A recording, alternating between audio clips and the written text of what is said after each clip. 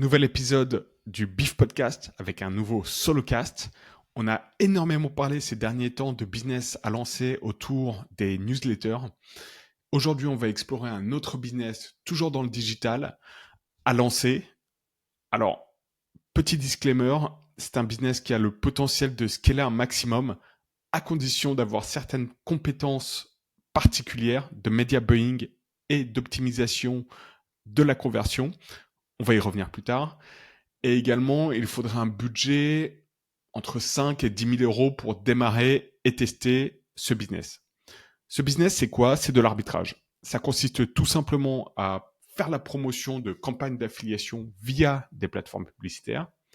Et le but du jeu, si vous souhaitez lancer ce business, c'est tout simplement de gagner plus en commission d'affiliation que ce que vous allez dépenser en publicité. Dit comme ça paraît simple, mais croyez-moi, ce n'est pas facile. C'est pas facile parce que si vous pensez au tunnel d'acquisition, vous avez vos publicités, vos campagnes publicitaires qui tournent. Vous avez probablement différentes sources d'acquisition en paid ads, en campagne publicitaire, qu'il faut maîtriser. Donc il faut à la fois optimiser vos publicités, vos campagnes publicitaires, pour qu'elles soient le plus efficaces possible, au coût le plus bas possible, tout en optimisant de l'autre côté la promotion de vos campagnes d'affiliation, des campagnes d'affiliation, pour qu'elles convertissent un maximum de visiteurs en acheteurs ou en prospects. Pour mieux vous présenter ce type de business, je vous ai trouvé un site qui fait ça. Et ils font ça depuis des années. Moi, ça fait plus de 5 ans que je les suis régulièrement pour voir un peu les nouveautés. Et franchement, des nouveautés, il n'y en a pas tellement. Alors le site évolue un peu. Là, je viens de voir qu'ils ont ajouté un aspect communautaire avec un forum, un aspect académie avec quelques cours, etc. Mais sinon, ça reste un blog. Enfin, au démarrage, c'était un blog. Maintenant, c'est plus un site média qui parle de quoi? De finances personnelles. Donc, finances personnelles, c'est quoi? C'est faire de l'argent, économiser de l'argent, gérer mon budget, gérer mes dettes, la retraite, etc., etc., etc. Ils font également pas mal de posts et de contenus autour de petites astuces du quotidien. Par exemple, comme ici, c'est bientôt Thanksgiving aux États-Unis. Donc, ils donnent des astuces pour économiser sur votre prochain repas de Thanksgiving. Mais la grosse majorité du contenu, on va voir, c'est que des offres affiliées à l'intérieur. Et c'est pour faire donc la promotion de campagne, pour vous aider en tant qu'internaute à économiser de l'argent ou à faire de l'argent. Et on va voir comment. Encore une fois, moi, c'est un business que je suis depuis des années. Ça n'a pas vraiment évolué et je pense que c'est facilement, que vous pouvez reprendre ce concept. Alors attention quand même, les finances personnelles aux États-Unis, c'est très différent des finances personnelles en France. En France, vous n'allez pas pouvoir faire la promotion des mêmes produits, tout simplement parce que les cartes de crédit aux États-Unis sont différentes. Les offres pour tout ce qui est finances personnelles, ouais, tout le concept des finances personnelles est quand même très particulier aux États-Unis. Donc, je vous invite pas à faire un copier-coller en France de ce business model. Vous pourrez pas de toute façon, mais vous pouvez au moins vous en inspirer. Pourquoi pas le répliquer dans d'autres thématiques ou pourquoi pas le lancer dans un autre pays où les offres sont plus similaires que ce que vous allez voir aujourd'hui sur The Penny Order. Pour y accéder à ce site, il faut un VPN avec une adresse américaine. Donc, je vous invite à l'utiliser et à aller voir ce qu'ils font parce que c'est vraiment fascinant d'un point de vue business, édito et tout simplement le business model de l'arbitrage. Si on va sur SimilarWeb pour voir un peu le trafic, en septembre 2024, ils font 4 millions de visiteurs au total. Et ce qui est intéressant, c'est de voir la répartition des canaux d'acquisition du trafic. On voit qu'il y a 41% sur du trafic direct, donc les gens qui tapent directement de Penny Order. L'email, c'est très peu, je m'attendais à plus, c'est moins de 1%. Et ce qui est intéressant, c'est de voir que la recherche organique, donc les recherches organiques sur Google, sur Bing, sur Yahoo, etc., ne représentent que 16,74% de leur trafic. Le reste, c'est du social, de la recherche payante et du display ads. Alors, social, ce qui est important, c'est que tout ce qui est Facebook Ads, d'après ce que je sais sur SimilarWeb, les Facebook Ads, donc la plateforme publicitaire de Facebook va passer dans l'aspect, dans la rubrique social et non pas dans la rubrique recherche payante. Donc tout ça, on peut considérer que à mon avis, c'est majoritairement de l'acquisition payante via les publicitaires, via les plateformes publicitaires social, donc TikTok Ads, Facebook, Meta, etc. Car on sait que les plateformes sociales en organique, elles fournissent de moins en moins de trafic au site. Donc oui, on peut penser qu'une grosse proportion des 23,66% du social, c'est de l'acquisition payante. Vous allez comprendre un peu plus tard pourquoi je dis ça. Qu'est-ce qu'on peut trouver d'autre d'intéressant sur ah oui, la recherche sponsorisée. Donc là, ça va être les annonces. On voit qu'ils utilisent Facebook Ads, par exemple, sur des termes comme side hustle. Donc les side hustle, c'est quoi? C'est tous les jobs que vous pouvez faire ou toutes les tâches que vous pouvez faire en plus de votre job principal pour faire un peu d'argent en plus chaque mois. Make money online, ça c'est un keyword qui doit coûter quand même pas mal de thunes pour enchérir dessus sur Google. Donc on voit quand même que ils sont assez balèzes sur l'acquisition de trafic. Et autre chose super intéressante que j'ai trouvé en regardant leurs SimilarWeb, leurs stats, c'est que en référent, ils ont ces sites, Recommended Reads, Living Simply, Feeding Curiosity, et tous ces sites, ils appartiennent à la même boîte qui est optimism.com, que je vous ai présenté dans un solocast, je mettrai le lien en description. Et c'est une boîte qui fait de l'édition de sites internet, mais majoritairement c'est une inbox first company. Donc c'est-à-dire que c'est une boîte qui fait des emails. Et on voit que effectivement, ils utilisent de plus en plus les emails comme source d'acquisition de trafic. Donc ça, super intéressant et c'est quelque chose à garder en tête si vous voulez lancer des business. Pourquoi pas faire un hybride d'email et de médias comme le fait Optimism, c'est super intéressant. Allez voir l'épisode. Ok. En termes d'acquisition, on va pas commencer par Facebook, c'est le plus pertinent certainement pour présenter ce business model, mais j'aimerais vous présenter Reddit. J'ai également fait un épisode sur Reddit Ads qui, à mon avis, est super intéressant et super sous-coté, notamment en France. Les Américains se mettent massivement à l'acquisition de trafic sur Reddit. Ils ont lancé de nouveaux formats publicitaires. Leur trafic social, leur trafic pardon organique également a explosé cette dernière année. Donc c'est très intéressant de s'y positionner. Si vous pouvez pas vous y positionner en tant que média en organique, profitez de leur plateforme publicitaire payante. Et là, on voit que c'est exactement ce que fait The Penny Order, le site que je vous présente aujourd'hui. Vous pouvez aller sur ads.reddit.com/inspiration. Je mettrai également le lien. J'ai fait un solocast là-dessus également. Et on peut voir que ils ont donc une publicité qui tourne.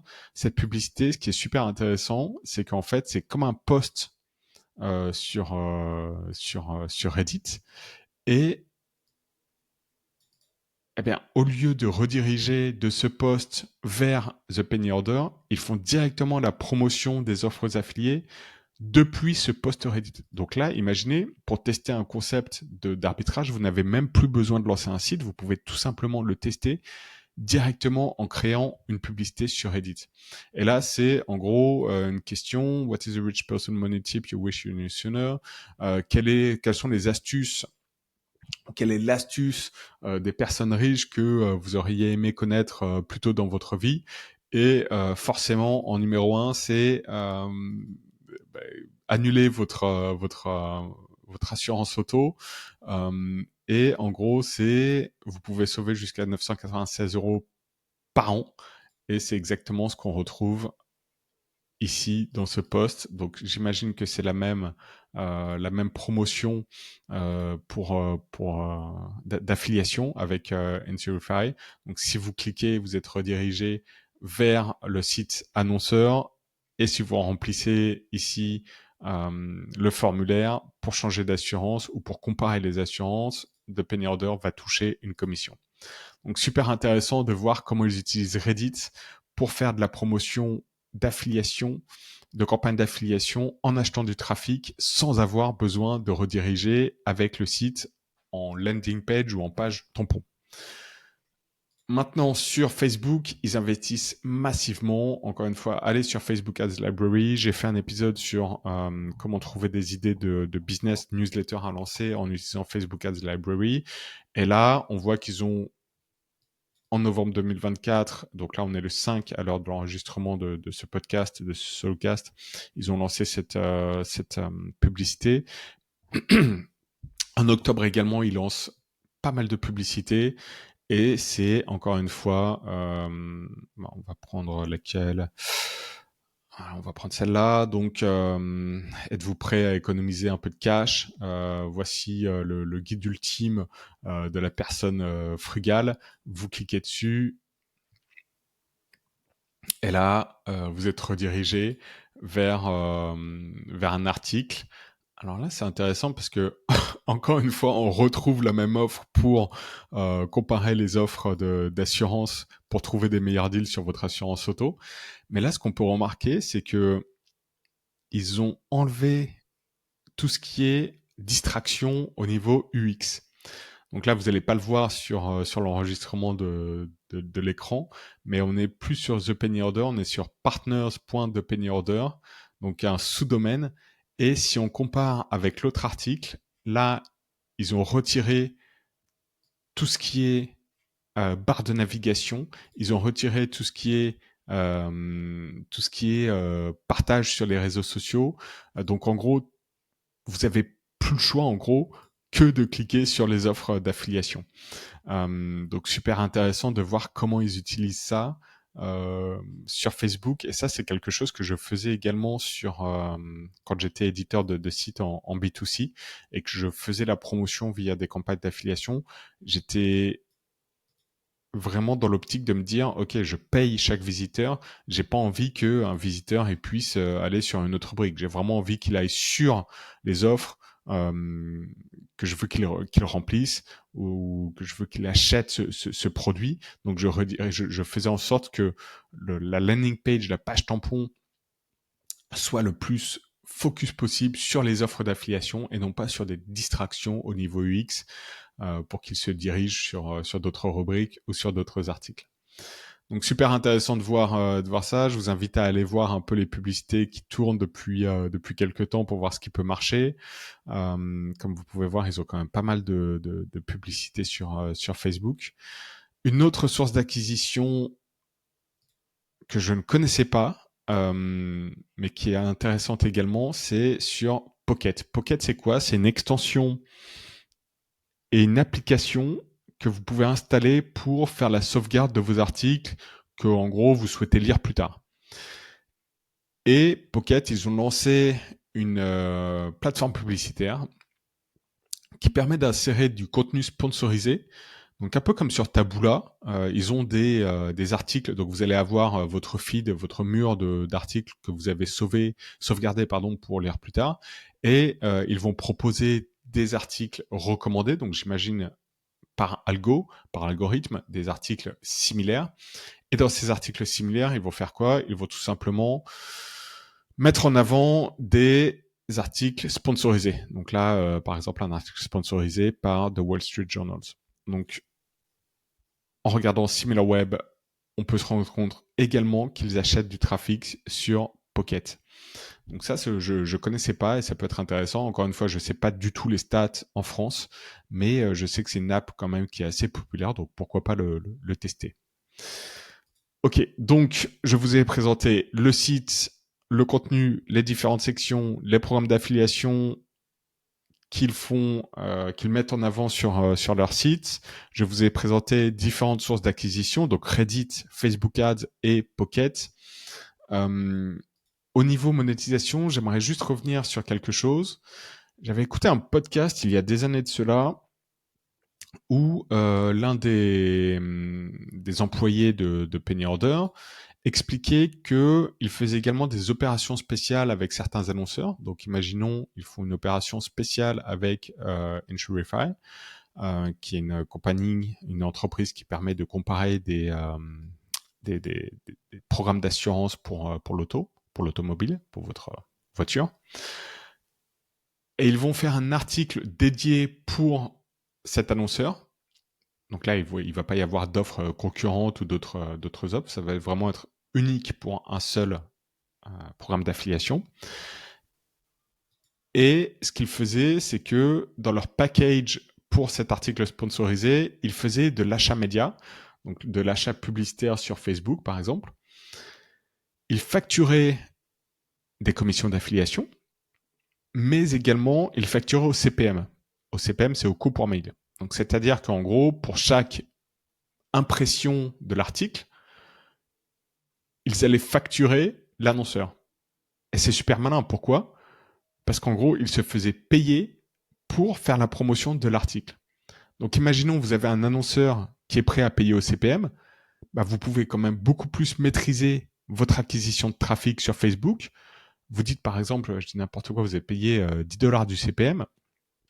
Donc pour $1000 de l'impression, pour 1000 impressions de votre article, l'annonceur va être facturé $10. Si vous arrivez à faire 1000 impressions pour $5 sur Facebook, vous faites le calcul, ça peut quand même être un business assez sympa à scaler. Donc ça, j'ai trouvé que c'était une idée de business aussi qui est hybride entre affiliation et CPM, qui peut être facilement réplicable pour le coup, je pense, en France. Si vous arrivez à convaincre des annonceurs, donc comment vous arriverez à convaincre des annonceurs à faire ça ? Tout simplement en ayant un article de très grande qualité qui leur apporte de la valeur et du trafic de qualité. Donc, il ne s'agit pas forcément de balancer du trafic sur Facebook et d'aller au plus cheap. Non, il faut vraiment cibler les bonnes personnes pour que ça soit rentable en premier lieu pour l'annonceur, pour qu'il continue et pour que vous puissiez le facturer, ce trafic. Donc ça, c'était vraiment la présentation de Penny Order, un site d'affiliation qui existe depuis des années et qui a été vendu, tenez-vous bien, 102,5 millions de dollars en 2020. Donc c'est pas trop mal pour un blog sur les finances personnelles. J'ai retrouvé quelques infos au niveau des revenus. Alors c'est juste en 2020, mais il disait que les revenus sur les 12 mois glissants en septembre 2020, c'était de 50 millions. Donc pour un site, c'est énorme. En même temps, sur les finances personnelles, on sait que les commissions d'affiliation pour tout ce qui est assurance, banque, carte de crédit, etc., ça paye quand même beaucoup. Encore une fois, je vais mettre tous les liens en description. J'espère que ça peut vous donner des idées. N'hésitez pas à laisser un commentaire. N'hésitez pas à me dire ce que vous pensez de ce type de format. Et je vous retrouve bientôt pour d'autres idées de business à lancer.